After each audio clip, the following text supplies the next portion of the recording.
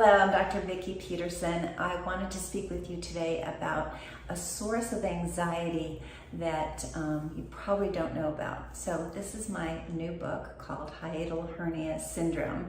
It will be out very soon, probably middle of September, so you're getting a little sneak preview. But first of all, what does hiatal hernia mean?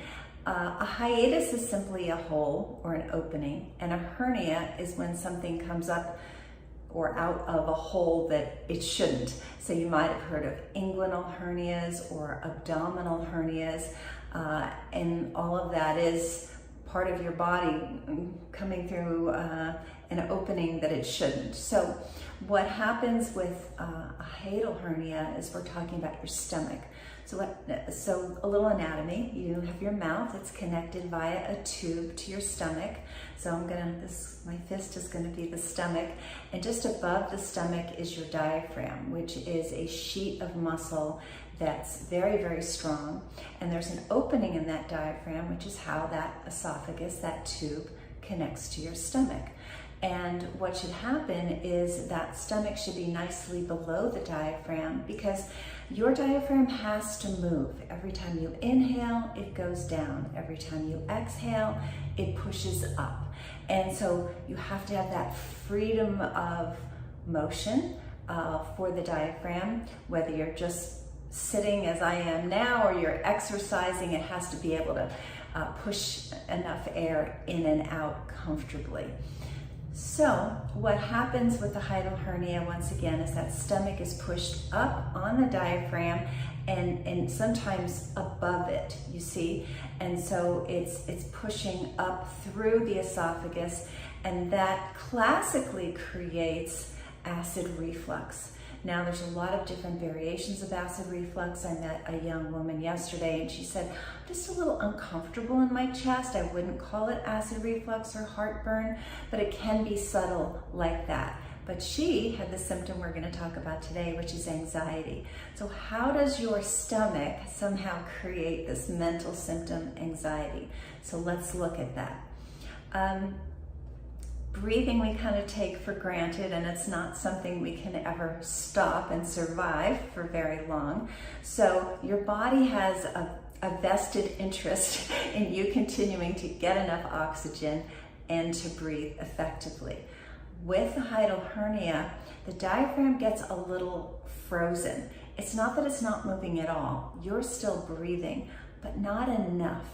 And what happens is your body goes into what's called a sympathetic reaction, or a fight or flight reaction, which is it's trying to say to you, I don't know what's going on, but you're not getting enough oxygen and it's stressing us out. And we're going to pump stress hormones, we're going to pump adrenaline and cortisol, and we're going to make your heart beat faster to try to get more oxygenated blood. And it's doing all these things actually as a protective mechanism.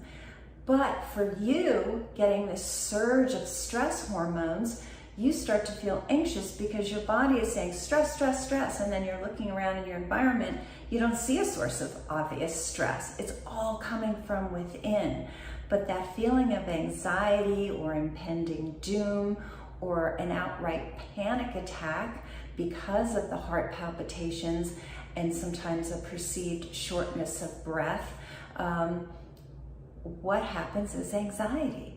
And so sometimes people, especially this a lot of times happens in the middle of the night. It's not exclusively, but you're horizontal in the middle of the night, so gravity isn't helping to pull that stomach down and kind of give that diaphragm some more motion. This young lady I saw yesterday, she said, I'll just really lean back and try to give my torso more room because I'm not getting enough air. So she definitely perceived she wasn't getting enough air, and she's perceiving this anxiety worse at night, but nobody's giving her any solutions. And if you run to an ER in the middle of the night with heart palpitations and shortness of breath and a full-on panic attack, they'll check your heart, make sure you're not having a heart attack, and check your lungs, and then they'll tell you you're just having a panic attack, and here's your antidepressant.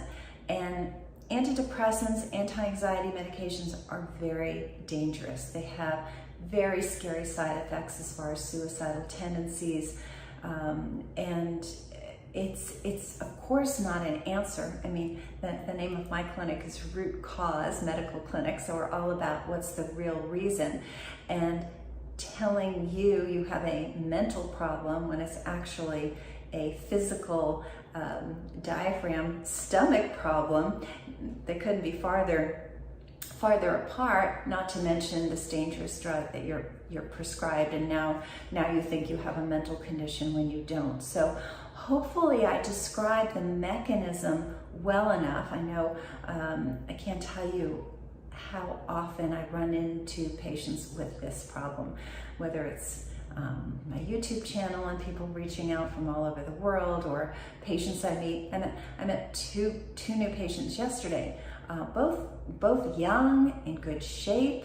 You look at them, they look the picture of health, and they're both having anxiety, and they don't get it. And they're like, I don't know, I've never been an anxious person before. I don't understand. So I hope this explained it well, and please consider reaching out to us for a free consultation, because your next question is, okay, that's nice, I get the mechanism, how do I fix it? The good news is it is completely fixable, and it's natural, no drugs or surgery, but it is digestive related. Sometimes that spasm of the diaphragm has been happening for a long time.